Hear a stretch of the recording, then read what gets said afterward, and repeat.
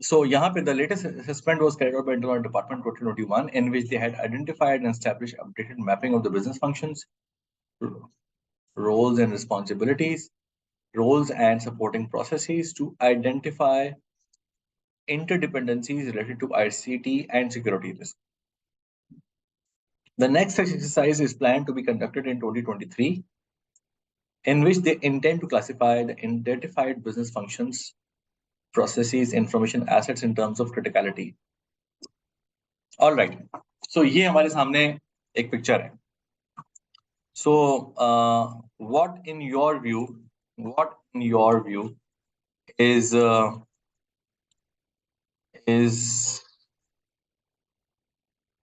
अगर मैं आपसे पूछूं, अगर हम ब्रेनस्टॉर्म करें कि इसमें हमारे मसले मसाइल क्या हैं, तो आप क्या आइडेंटिफाई करेंगे इसमें से? What is wrong in this process? ये आपके सामने पूरा प्रोसेस आ गया. आप कंपनीज को अगर हम देखें तो हम बेसिकली आईसीटी को जब सुनते हैं, अगर मैं पहले सवाल पूछूं आपसे, आईसीटी को जब हम सुनते हैं, आईसीटी के बारे में, इंफॉर्मेशन कम्युनिकेशन टेक्नोलॉजी, और उनके इतने वाइड स्प्रेड ऑपरेशंस हैं, तो आपके जहन में क्या आता है एज रिस्क आईसीटी के केस में? किस तरह के रिस्क होंगे?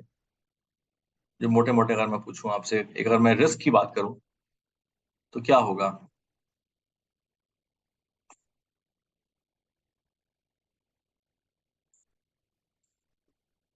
Anyone?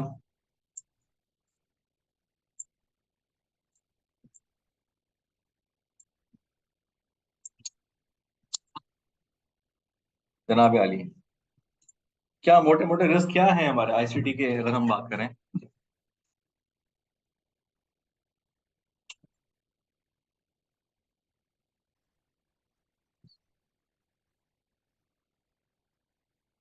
Anyone? Risk of data breach. एक तो बेसिक हमारा तो क्या है कि डाटा इंफॉर्मेशन जो है ना वो ब्रीच नहीं होना चाहिए. अगर जिस पर्पस के लिए है उस पर्पस के लिए बस इस्तेमाल हो रहा हो और उसके अलावा ना हो रहा हो, तो ये एक इम्पोर्टेंट चीज है. ठीक है. और उसके लिए हमारे, अगर मैं बात करूं कि फॉर एग्जांपल आईसीटी के अंदर अगर हमें इसको रिस्क को मैनेज करना है, तो आमतौर पे बेस्ट प्रैक्टिसेस क्या होंगी जो दुनिया भर में इस्तेमाल हो सकती हैं या हो रही हैं? बेस्ट प्रैक्टिसेस क्या होंगी? Risk of unauthorised access, risk of data breach, ये हमारे रिस्क हैं.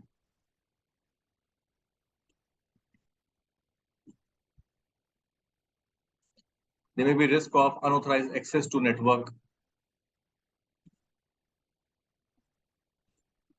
ठीक है, ये होगा. Hacking, passwords, firewalls.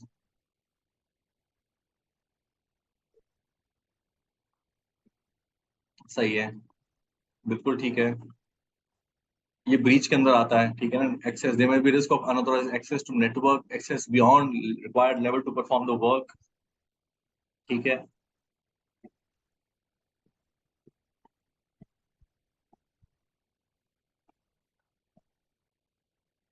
सही है.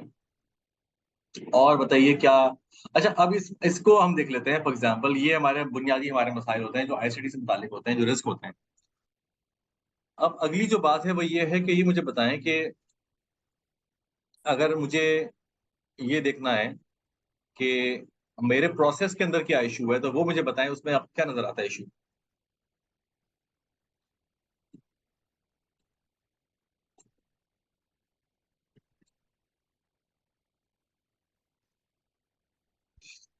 No systematic way to carry out this assessment. Wonderful. One thing एक बताया जी. सिस्टमैटिक वे से मुराद क्या है आपकी? यानी सिस्टमैटिक वे अगर होगा तो क्या होगा, नजर कैसा आएगा?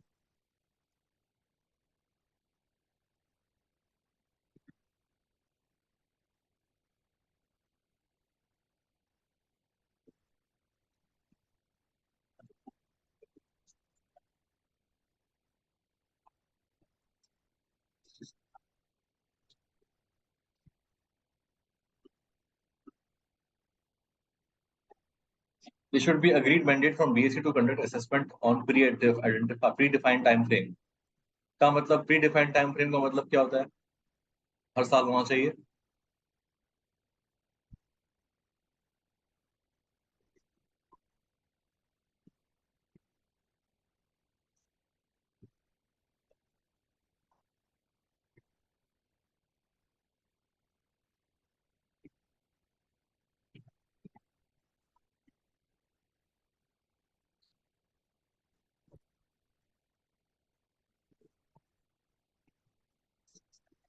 I should identifying the risk of process on risk of identifying the risk of process on its own should also take input from internal audit department।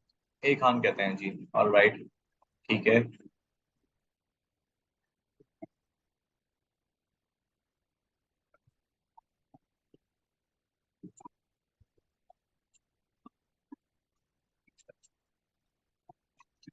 सही है जी।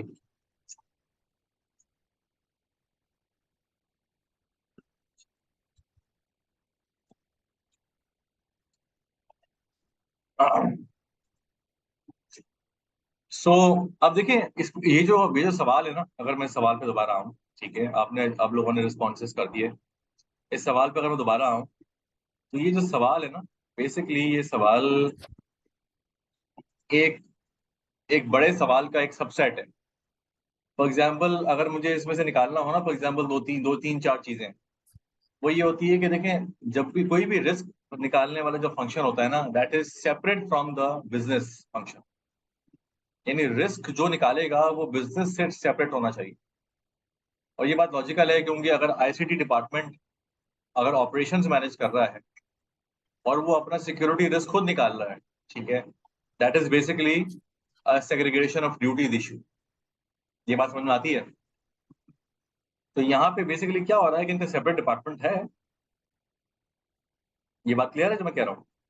लेकिन ये ऑपरेशंस के साथ साथ अपने रिस्क भी निकाल रहे हैं और थ्रेड्स भी निकाल रहे हैं। तो ये एक एसओडी का इशू आता है यहाँ पर, कि यहाँ पे they will not be able to identify their own problems, और वो उतने अच्छे तरीके से रिस्क नहीं निकाल पाएंगे, बिकॉज उनके ऑब्जेक्टिव ऑपरेशंस डिलीवर करना है। तो उसमें अगर वो रिस्क के अंदर भी इन्वॉल्व होंगे, तो फिर डेफिनेटली वहां पे या तो रिस्क में डंडी मारेंगे, ऑपरेशन में डंडी मारेंगे, तो और दोनों में डंडी पॉसिबल नहीं है। ठीक है। अच्छा, ये एक चीज हो गई। इसके अलावा यहाँ पे क्या इशू आ रहा है? इन्होंने कहा कि भाई इंटरनल ऑडिट डिपार्टमेंट जो है ना, इसे इनपुट लें, एक हाथ ने कहा ना। अब यहाँ पे इंटरनल ऑडिट डिपार्टमेंट का जो ओवरसाइट, इनफैक्ट यहाँ पे हम रिस्क असेसमेंट जो है ना वो करवा रहे हैं ऑडिट डिपार्टमेंट से। हालांकि इसको मॉनिटरिंग जरूर कर सकता है इंटरनल ऑडिट डिपार्टमेंट, बट यहाँ पे रिस्क असेसमेंट जो है ना, वो ऑडिट डिपार्टमेंट का काम नहीं है। वो मॉनिटरिंग ऑफ कंट्रोल्स वाले एरिया के अंदर इसको होना चाहिए। ठीक है, तो अगर मॉनिटरिंग के अंदर भी अगर रिस्क असेसमेंट के अंदर ऑडिट डिपार्टमेंट आ जाएगा, तो फिर वो डेफिनेटली वो प्रोसेस का कहीं ना कहीं हिस्सा बन रहा है। The latest assessment was carried out by internal department in 2021। अच्छा, एक और अच्छी बेस्ट प्रैक्टिस होती है जो ईआरएम के अंदर होती है, एंटरप्राइज रिस्क मैनेजमेंट। वो ये होती है कि आप हर साल अपने रिस्क को इवेलुएट करते हैं। ठीक है। यानी हर साल, जैसे जो एंटरप्राइज रिस्क मैनेजमेंट है ना, ये अगर हम देखें आईएसए 315 के अंदर जो हम बात करते हैं ना कि यार असेसमेंट ऑफ द रिस्क, जो बिजनेस के रिस्क होते हैं उसको असेस करती है एंटिटीज। रिस्क असेसमेंट प्रोसेस जो होता है ना, जो जो 5 कंपोनेंट्स ऑफ कंट्रोल के अंदर आता है, जो एलिमेंट्स ऑफ कंट्रोल जो होते हैं 5, जो 5 कंट्रोल के एलिमेंट्स होते हैं ना, जो की, उसमें एक इसका एलिमेंट होता है एंटिटीज रिस्क असेसमेंट प्रोसेस। ये क्या होता है? ये होता है कि एंटिटी का अपना in house enterprise risk management process होता है, जिसको एक बंदा हेड करता है, जो कि ऑपरेशन से अलग होता है। अच्छा, अब यहाँ पे ना दो तरह के प्रैक्टिस देखी जाती है। एक ये होती है प्रैक्टिस कि यार आप यहाँ पे, अच्छा, आमतौर पे जो सीआरओ होता है, चीफ रिस्क ऑफिसर, वो कौन होता है कंपनी में? किसको बनाते हैं आमतौर पे सीआरओ?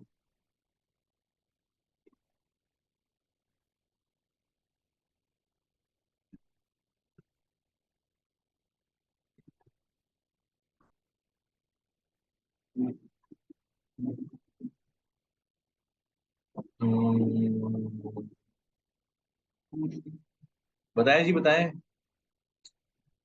नहीं आता तो नो आइडिया लिख के बोलते हैं, because I can't see your face.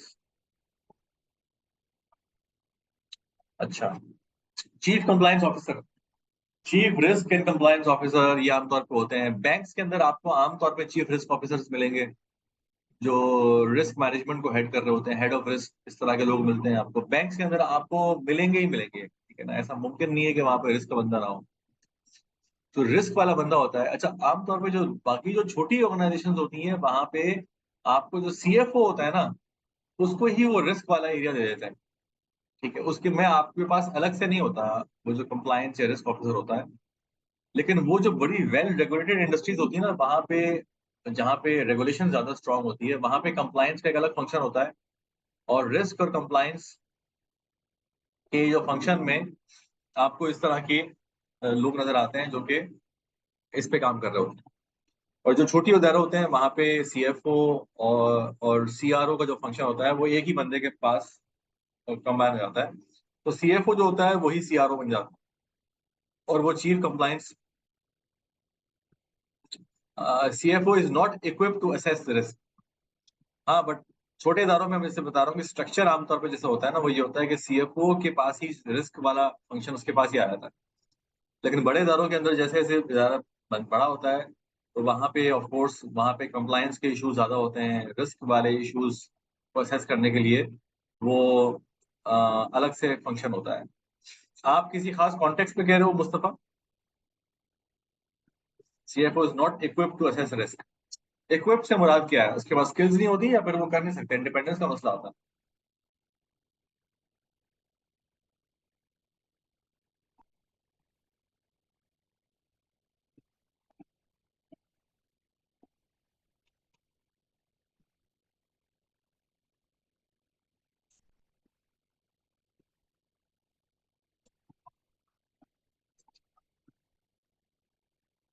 Yes, और डेफिनेटली कोर्ट बात करता है पब्लिक कंपनीज के बारे से।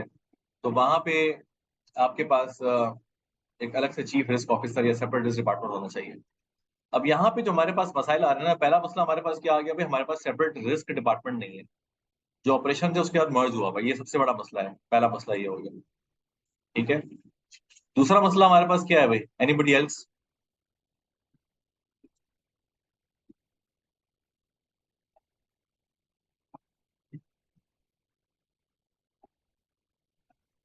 वीकनेस क्या निकालेंगे इसके अलावा? 8 मार्क का सवाल है ये, और आपके पास कम से कम 3-4 होनी चाहिए वीकनेस, क्योंकि उसके बाद फिर आपने इम्प्रूवमेंट सजेस्ट भी करनी है ना।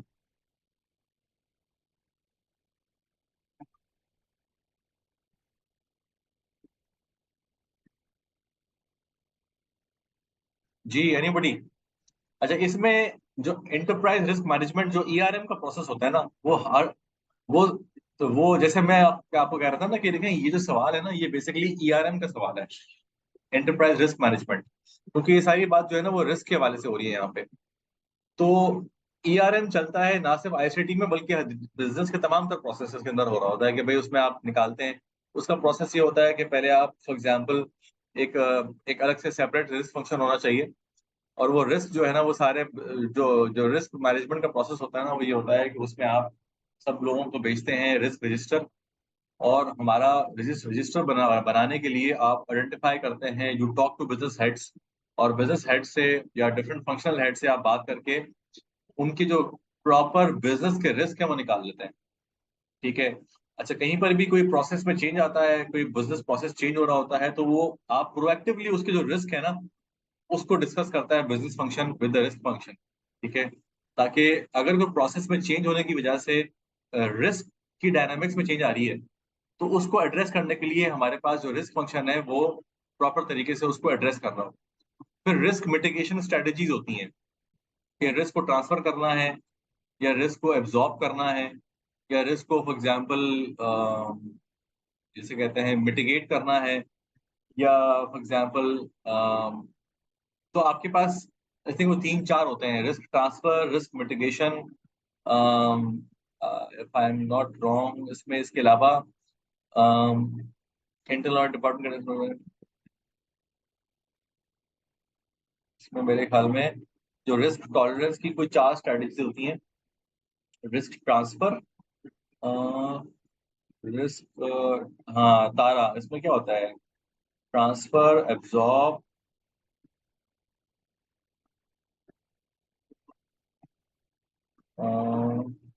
avoid sharing. I think there was risk avoidance, risk reduction, risk transfer और risk sharing. Yeah, तो ये चार होती है, transfer, accept, reduce, reduction, avoidance, acceptance, transfer. हाँ बिल्कुल सही है, ऐसा ही है, वो चार होती हैं चीजें। तो फिर आपकी रिस्क मिटिगेशन स्ट्रेटेजी जो है ना, कि आप उसको एड्रेस कैसे करोगे रिस्क, वो आपकी बनती है। और मेरे ख्याल में मैं इस पे एक काम करूंगा, मैं एक डॉक्यूमेंट बना के ना आपको शेयर करता हूँ रिस्क ईआरएम के ऊपर, ताकि आप लोगों की जो थोड़ी सी अंडरस्टैंडिंग है ना वो ईआरएम के ऊपर बेहतर हो जाए। इसका हैंड आउट बना के मैंने एलएमएस पे डाल देता हूँ। तो it's a very important area, कहीं ना कहीं किसी ना किसी फॉर्म के अंदर ये आ सकता है कि आपकी एंटिटी का जो एंटरप्राइज रिस्क मैनेजमेंट है उसका प्रोसेस कैसा होना चाहिए, उसको एड्रेस कैसे करेंगे। तो वो मैं एक हैंड आउट बना के ना मैं नोट कर लेता हूँ। ये आई थिंक हमारे हैंड आउट्स में नहीं है, तो मैं डाल देता हूँ। उसके बाद जो एड्रेस तो होता ये है कि बेसिकली आपकी, मैं एक वर्ड फाइल खोल के ना थोड़ा सा शेयर करता हूँ आपके साथ। तो होता ये है कि बेसिकली आपके पास आपका जो रिस्क होता है ना, आपका एक आपका एक सबसे पहली चीज जो है कि you have to have a separate ERM या रिस्क फंक्शन। ठीक है, ये आपका होता है। ठीक है, फिर आपके पास जो है ना वो आप एक रिस्क एपिटाइट आप डिफाइन करते हो, क्योंकि बोर्ड कहता है, ठीक है, डिफाइन करते हो, वो आपकी होती है। और रिस्क एपिटाइट के अंदर आप देखते हो कि भाई आपके रिस्क एपिटाइट या टॉलरेंस लेवल क्या होता है, और फिर आपके डिफरेंट लेवल्स ऑफ रिस्क होते हैं और जो कि आप ले सकते हो। फिर आपके पास और सेपरेट रिस्क फंक्शन की जब हम बात करते हैं ना, तो उसमें आपके पास टॉप मैनेजमेंट में आपके पास हेड ऑफ रिस्क होना चाहिए, जो कि मैनेजमेंट टीम का पार्ट, टॉप मैनेजमेंट की टीम का पार्ट बनता है। ठीक है, और फिर वो उसकी रोल्स एंड रिस्पॉन्सिबिलिटीज वगैरह और तमाम तरह चीजें वो असाइन होती हैं। ठीक है, at the same time you also have to implement a structured risk identification process। ये रिस्क आइडेंटिफाई कैसे करोगे, ठीक है, और एट द सेम टाइम उसकी assessment and identification and assessment process आपका होता है। ठीक है, रिस्क आइडेंटिफिकेशन असेसमेंट प्रोसेस के अंदर मैंने जैसे बताया कि आप जाती है, फॉर एग्जांपल ईमेल्स, डिस्कशंस होती हैं विद द बिजनेस हेड्स। अगर लेट सपोज पहली मर्तबा हो रहा है, तो आपका होगा ये कि सारे बिजनेस फंक्शंस और हेड्स अपने अपने एरियाज के जो रिस्क हैं वो डिफाइन करके आइडेंटिफाई करते हैं। फिर वो जो रिस्क रजिस्टर बनता है इसके अगेंस्ट में। रिस्क रजिस्टर क्या होता है जी, उसमें आप बताते हैं कि आपके रिस्क कौन से हैं, उसकी उसकी इम्पैक्ट क्या है, उसकी लाइक्लीहुड क्या है। फिर उसमें हाई लो मीडियम वगैरह बनता है, इम्पैक्ट के अंदर लाइक्लीहुड में भी हाई लो मीडियम वगैरह बनता है। फिर आप अगर हाई और हाई होता है तो फिर वो एक सिग्निफिकेंट बन जाता है रिस्क, और जिसका क्रिटिकल रिस्क कुछ निकलते हैं, कुछ सिग्निफिकेंट रिस्क निकलते हैं, कुछ हाई लेवल रिस्क निकलते हैं। फिर उन रिस्क को फिर जब आप हीट मैप एक बनता है, और उन रिस्क को फिर जब आप प्लॉट कर लेते हैं कि यार बड़े बड़े हमारे रिस्क, क्रिटिकल सिग्निफिकेंट रिस्क हमारे कौन से हैं, फिर उनके अगेंस्ट में, हर एक के अगेंस्ट में जो हमारी रिस्क एपेटाइट है उसके हिसाब से जो लेवल ऑफ रिस्क है उसके हिसाब से फिर तारा स्ट्रैटेजी आप देखते हैं कि कौन सी स्ट्रैटेजी बेहतर है, ट्रांसफर करें, एक्सेप्ट करें, रिड्यूस करें, अवॉइड करें। तो उसमें अंदर बहुत सारे डिफरेंट तरह के रिस्क निकलते हैं। फॉर एग्जाम्पल, मतलब फॉरेन एक्सचेंज फ्लक्चुएशन रिस्क एक है, ठीक है ना, तो अब उसके लिए हमें क्या करना पड़ेगा, हेजिंग करनी पड़ेगी या फॉरवर्ड लेने पड़ेंगे, या क्या होगा उसके बारे में हम क्या करेंगे, फॉरेन एक्सचेंज रिस्क हमारे पास है। या for example price fluctuation risk है, या फॉर एग्जाम्पल ड्यूटीज बढ़ जाएंगी, गवर्नमेंट बढ़ा देगी, तो उसके अगेंस्ट में हम क्या करेंगे। तो कहीं कहीं फॉर एग्जाम्पल एक्सेप्ट करना पड़ता है। ठीक है, आप बोलते हो नहीं यार we can't do anything about it, कहीं कहीं अब लोग बोलते हैं नहीं यार हम उसके लिए लॉबी करेंगे फॉर एग्जाम्पल, तो will do something about it. तो आपकी कोई ना कोई एड्रेस करने की स्ट्रेटेजी होती है, ठीक है ना, रिस्क को एड्रेस करने की। ये मैं आपको मोटी मोटी बातें बता रहा हूँ, ठीक है ना, मैं आपको एक डॉक्यूमेंट बना के दूंगा प्रॉपर तरीके से।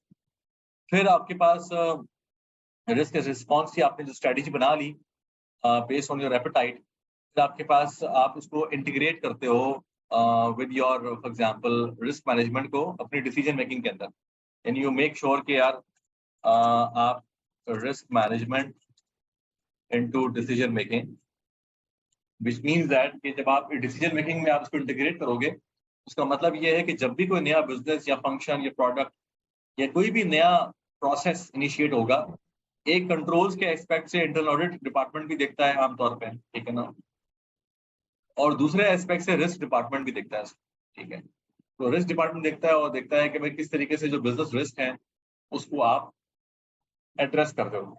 And then there is a process जहां पे मॉनिटरिंग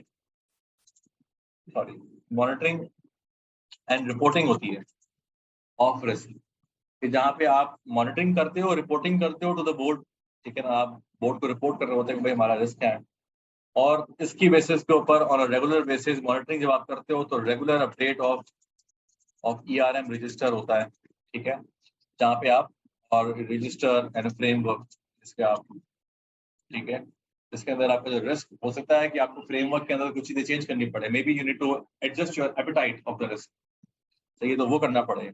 तो इसके अगेंस्ट में आपको you might have to provide trainings to the people, maybe you need to do all these things. तो ये मोटी मोटी बातें मैंने आपको बताई हैं जो आपकी होती है रिस्क के अंदर, यानी रिस्क वाला एक प्रोसेस मोटा मोटा मैंने बताया। तो इसकी मैं आपको मेरे ख्याल में एक हैंड आउट दूंगा, मेरे ख्याल में आपको जरूरत होगी इसकी, ताकि इस तरह का कोई भी सवाल अगर आए तो आप इसको एड्रेस कर सको। जिनका प्रैक्टिकल एक्सपीरियंस नहीं भी है रिस्क के एरियाज में काम किया हुआ, तो वो कम से कम हो।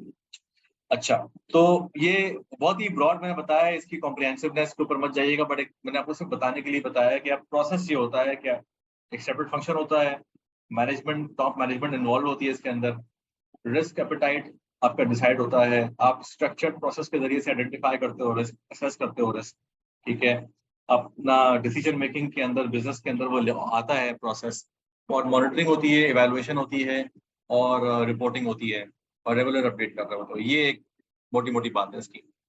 सो अगर मैं यहाँ पे वापस आऊं और वापस आके मैं आपको इसी तरफ लेके जाऊं दोबारा, तो अब मुझे बताएं कि देखें, अच्छा ये रेगुलर जो होता है ना, ये आमतौर पर रिस्क असेसमेंट का प्रोसेस ये हर साल होता है।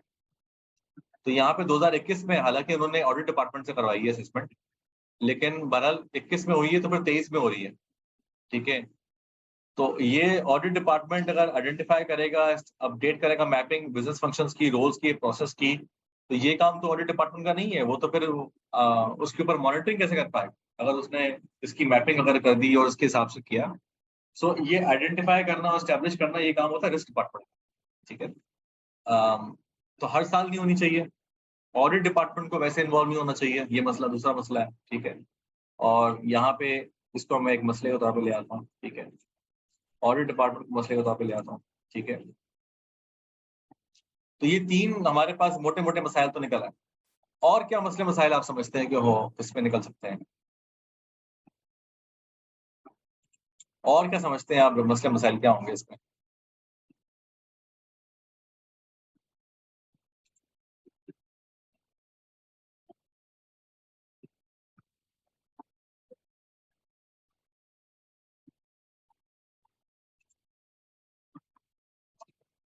और क्या मसले मसाइल हैं?